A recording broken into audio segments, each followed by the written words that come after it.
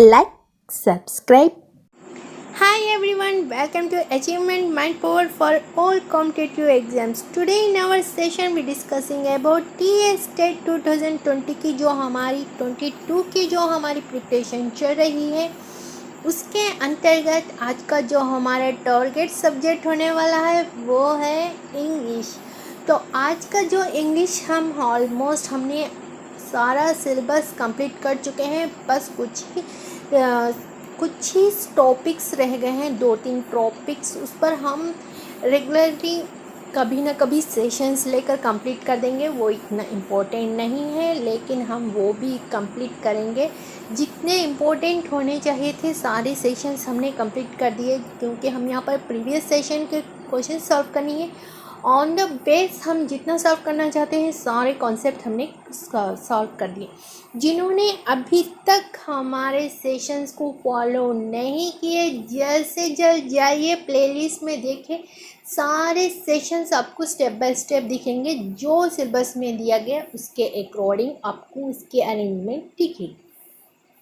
And यहाँ पर new है, ओल्ड है, चाहे आप जो भी हो, please do like, subscribe and hit bell icon for latest update. आप हमारे साथ जुड़ सकते हैं टेलीग्राम चैनल पर, इंस्टाग्राम, इन दोनों के लिंक्स प्रोवाइडेड है डिस्क्रिप्शन बॉक्स में।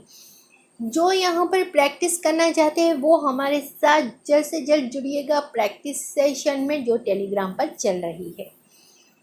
तो 30 डेज़ का क्रैश कोर्स है, एक बार देख लीजिएगा। इसका बहुत बार हमने अनाउंस कर दिया है, अब इसको हम साइड करके अपने सब्जेक्ट को आगे बढ़ाते हैं।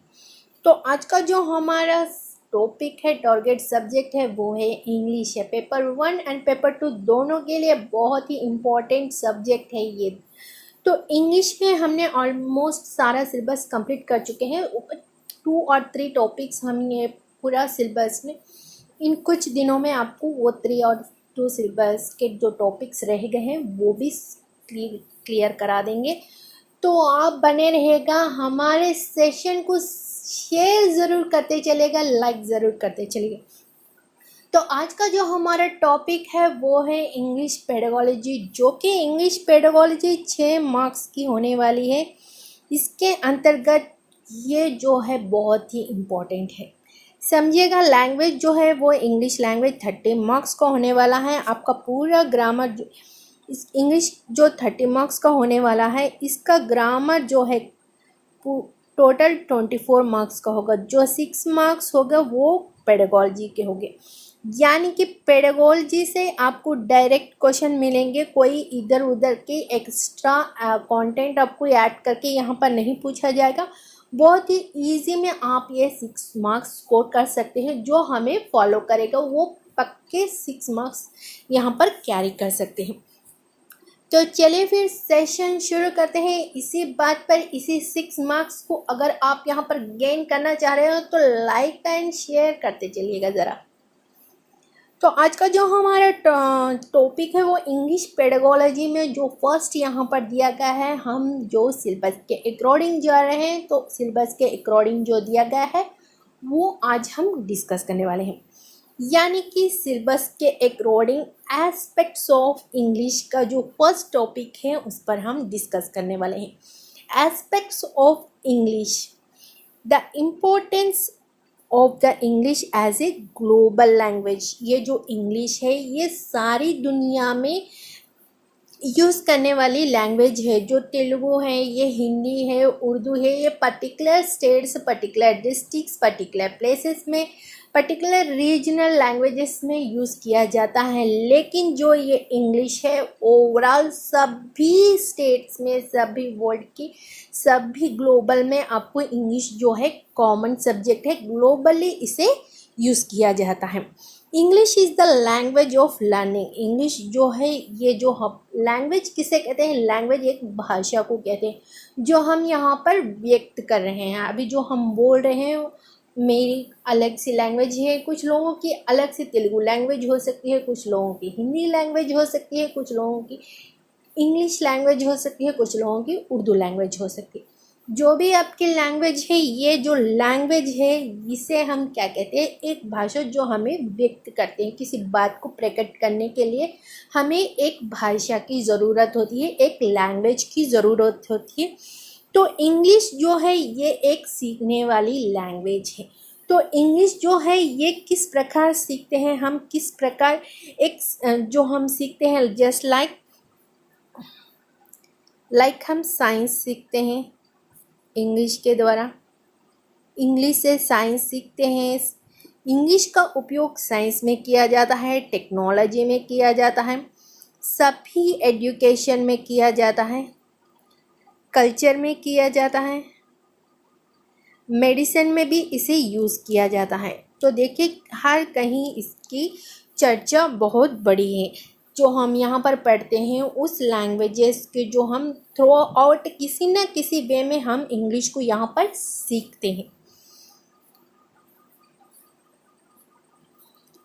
नेक्स्ट देखिए हिस्ट्री इंग्लिश की जो हिस्ट्री है उसे हम देखते हैं। इंग्लिश की हिस्ट्री क्या है, चलिए देखते हैं। During the British period, English was introduced as a subject of the study as well as a medium in the Indian Education Institute में इसे ब्रिटिश वालों के जो पीरियड था उस पीरियड में जो युग था, उस युग में ब्रिटिश लोग जो यहाँ पर रहते थे, वो लोग यहाँ पर इंग्लिश को एक इंट्रोड्यूस किया, यानी कि यहाँ पर जो हमारे इंडिया में इसे एक सब्जेक्ट के तौर पर सब्जेक्ट के तौर पर इसे स्टडी किया गया एंड इसे एक मीडियम के तौर पर भी इंडिया में इसे लागू किया गया।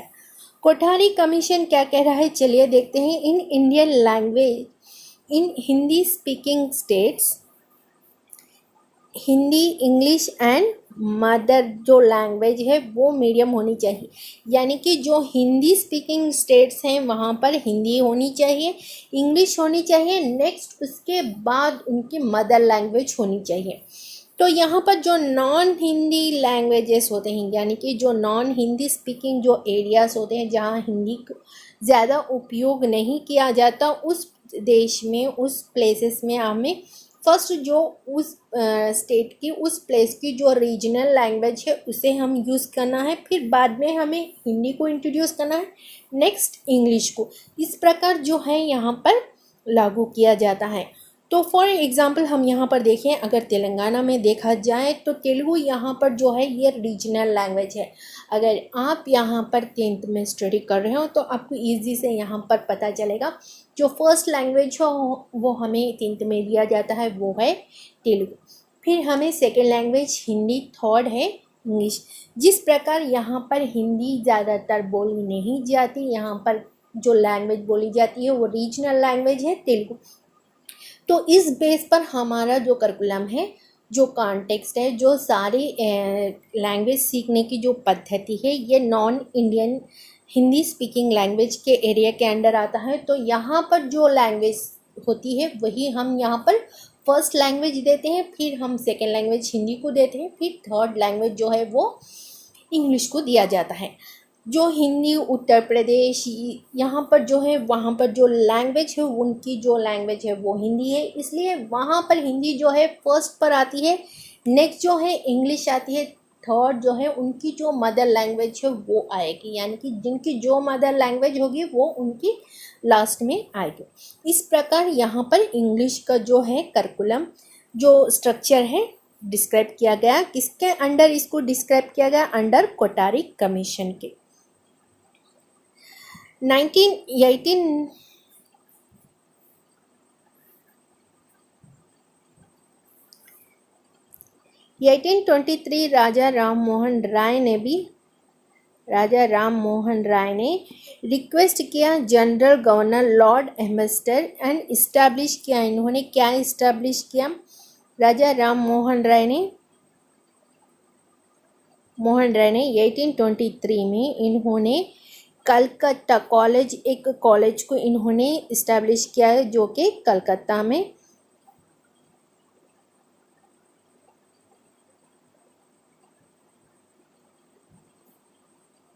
संस्कृत इंट्रोड्यूस किया था। इस प्रकार राजा राम मोहन का भी यहाँ पर इंग्लिश में योगदान रहा। नेक्स्ट देखें, nature of English language. English language की नेचर क्या है, चलिए देखते हैं इंग्लिश लैंग्वेज की।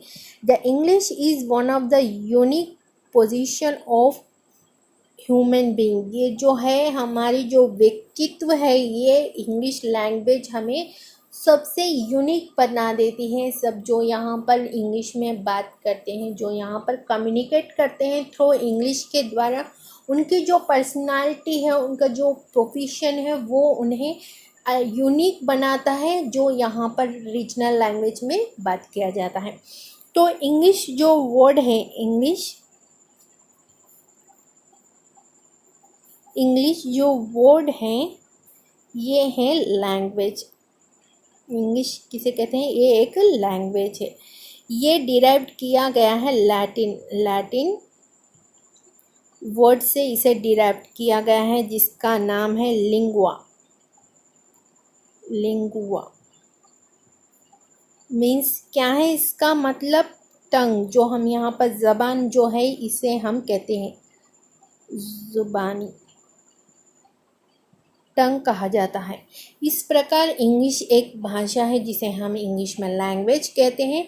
लैंग्वेज जो है वो लैटिन भाषा से उत्पत्ति किया गया है। इसका जो लैटिन में जो इसको यूज़ किया जाता है लिंगुआ के रूप में, जो जिसका मतलब है टंग। टंग का मतलब है ज़ुबान। आई होप आपको यहाँ तक सेशन कंप्लीट समझ आ चुका होगा। अगर फिर भी कोई डाउट हो तो आप यहाँ पर कमेंट सेशन में कमेंट कर दीजिएगा। एंड अगर आपको सेशन पसंद आया हो तो लाइक, सब्सक्राइब एंड शेयर ज़रूर करते चलेगा। हिट बेल आइकन करना मत भूलेगा। तो नेक्स्ट सेशन में फिर हम आपके साथ न्यू टॉपिक के साथ फिर आपके साथ जुड़ेंगे। Until then keep smile, bye bye.